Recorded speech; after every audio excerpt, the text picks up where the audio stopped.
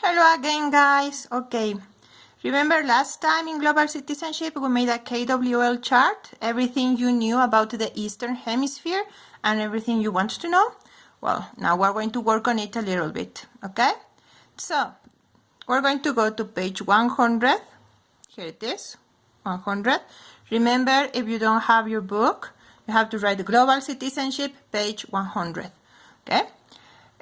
What is the physical geography of the Eastern Hemisphere? So the first step is to watch the video. So we're going to watch the video.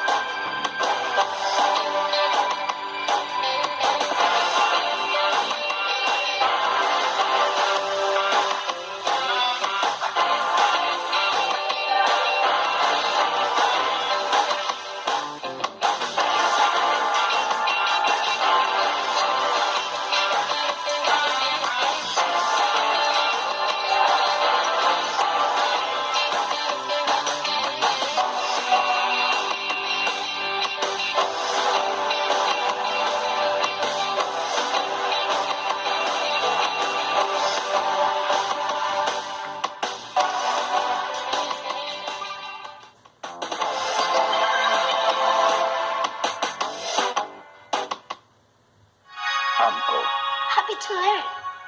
So as you can see, there are way too many kind of weathers in the Eastern Hemisphere and a lot of countries. You saw Egypt, Nepal, you saw many Australia, many different countries with many different weathers, okay? So you have to take that into account. Okay, so let's make this.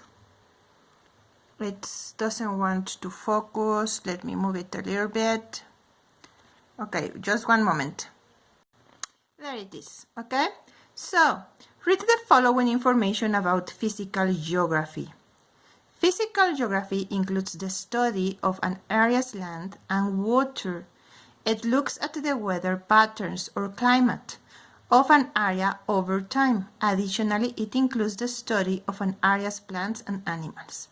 Okay, so we are checking the physical geography: weather, land, water, climate, animals, and plants. Okay, there is a study that says that there might be the slight possibility that millions of years ago, the Sahara Desert was under the sea. They think that it's a high possibility, even though they are yet trying to prove it. Okay? So, that's what entitles the geographical study of an area, of a country, of, in this case, of a hemisphere. Okay? So you have here many pictures. See? Have the Sahara Desert, Australia outback, which means the wild. Okay? The outback is the wild. Mukang Chai in Vietnam, Mount Kilimanjaro in Tasmania, Dead Sea in Israel. It's called the Dead Sea because the water is so salty that no animals live in there. The Nile River in Egypt, the Palawan Island in Philippines, and Mount Everest in Nepal. Okay? So as you can see, there are many different kind of weather. And then you have another text. Okay, there you are. Discuss with your team, okay? Sorry, we're still working alone. We will fix that when we are back, okay? What did you notice about the land and water of the Eastern Hemisphere when you look at the pictures? What type of plants and animals do you think live in the Eastern Hemisphere? On a piece of paper or chart paper, you're going to do it on your notebooks, okay? You can also use spare pages, I don't mind. Create a chart to summarize your answers. Okay, we're not going to create a chart. I gave you questions, answers. Here you have it in the guide. Okay? Here you have the 3 questions. I'm leaving it there for a moment because if you want to, you can copy them from the video. So, what do you have to answer by just watching the video? What do you notice about the land and water? What do you think the weather is in the Eastern Hemisphere? Remember all the weathers you saw in the video, so you can write a combination, okay? Don't just write 1 or 2. Try to think about the video and mention all the weathers you think there are. What kind of plants and animals live in the Eastern Hemisphere?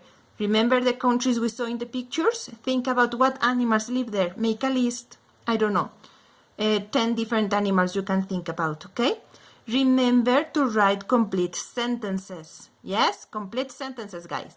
Copy the questions. It's very important for you to copy the question and then answer it, okay? Notebook or spare pages. Once you have finished with your questions, we're going to go back to the book to page 101. And here you have vocabulary words, okay? It's your first vocabulary and you have physical features, types of land or water found on Earth's surface, hemisphere, half of a sphere or half of the Earth. We saw it. Oceania, Australia's and the islands around it in the Pacific Ocean. That is called Oceania, okay? Oceania. Australia and all of the islands around in the Pacific Ocean. Mount Everest, the world's tallest mountains, located in Nepal. And then here you have Sahara Desert, world's largest hot desert, located in northern Africa. Dead Sea, large salt lake in Asia, between Israel and Jordan. Nile River, world's longest river, located in northern Africa. And Mount Kilimanjaro, old volcano and tallest mountain in Africa, located in Tanzania. Okay, so remember, we know how to do this. On your spare pages, you're going to write the word and make a drawing. Remember, global citizenship, vocabulary 1, and write the number of page. Okay? Word and 1 drawing. Hemisphere, and you make your drawing. Oceania, and you make your drawing. Okay? So, that's all for global citizenship. It's very easy. You do not have to do the game zone. No, you don't have to do it, okay? Don't do the game zone. Only do the vocabulary drawing, okay? So, that's it for it. See you next video and have a great afternoon.